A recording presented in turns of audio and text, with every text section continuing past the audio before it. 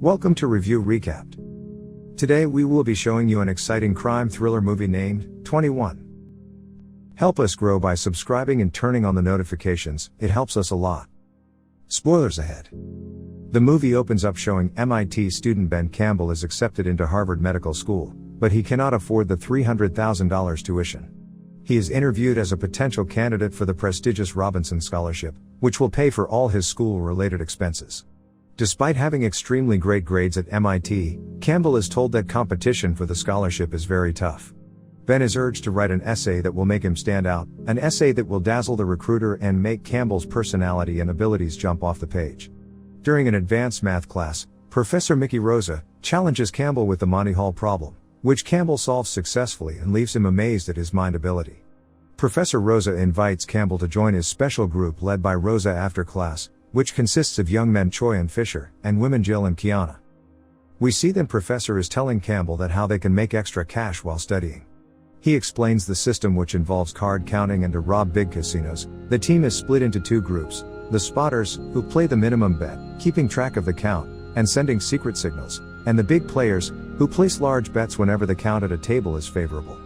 Campbell is reluctant to join at first, but eventually relents, with the caveat that he will stay on the team only long enough to pay for his tuition. After weeks of intensive training, Campbell is given a final live test at an underground casino.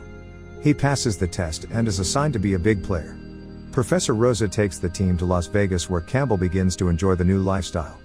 Campbell's performance impresses Rosa, but eventually provokes jealousy in teammate Fisher. One evening, a drunken Fisher sits at Ben's table and starts talking about the retard and Rain Man, who won by counting cards.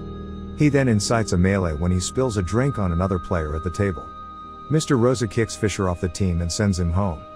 All the while, Security Chief Cole has been monitoring the blackjack team, especially Campbell. Campbell, meanwhile, falls for Jill, culminating in the pair sleeping together in Las Vegas.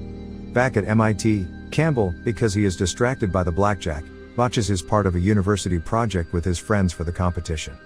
His friends angrily tell him that they will do the project themselves, with Campbell feeling that the project is not important anymore. On his next trip to Las Vegas, Campbell is emotionally distracted and continues playing even after he is signaled to walk away.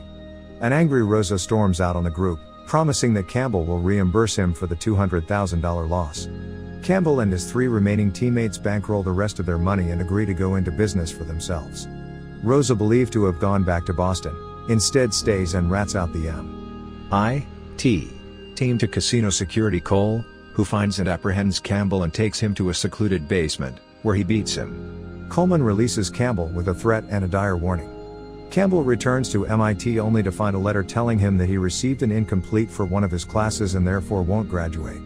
At the same time, he discovers that his winnings have been stolen from his dorm room. Campbell suspects that Rosa is behind everything, but cannot prove it, so he makes Rosa an offer. Campbell and the team will hit Las Vegas for one final big score before the casino installs biometric software, as long as Rosa joins the team. Rosa agrees. Dressed up in disguise, the team returns to Planet Hollywood's Vegas casino. They rake in over $640,000 before Security Chief Williams, along with a security team, finds them and gives chase. The team members quickly bag their chips and then flee through the casino. Ben has the bag of chips, which he reluctantly gives over to Mickey as they decide to split up and meet later at the Fox Strip Club. As the rest of the team is still being chased inside the casino, Rosa dives into a waiting limo and yells airport to the driver. It is obvious Rosa has no plans on going to the Fox Strip Club. As he smiles with glee and dives into the bag of chips, he discovers the chips are actually hotel chocolates that are shaped just like casino chips. This is in part a reference to an earlier scene in the movie during which Choi shows his tendency to steal things by compulsively stealing a large number of hotel chocolates, the fake chips, from an unattended maid cart.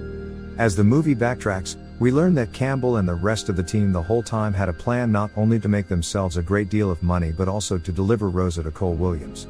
Early in the chase in the casino, Campbell and Jill get separated from Rosa briefly, during which time Jill hands Ben the bag of chocolates as he hands her the bag of real casino chips, which she puts in her pocketbook.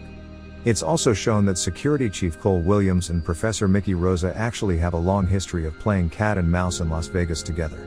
One night, while Cole was at his father's funeral, his casino got taken for 7 figures. This event led to the firing of Cole and thus the grudge he holds against Rosa. It is revealed that Williams made a deal with Campbell, Williams would let Campbell come to Las Vegas for one last night to make a lot of money in exchange for Rosa. However, Williams, gun in hand, confronts Campbell on his way out and demands the bag of chips.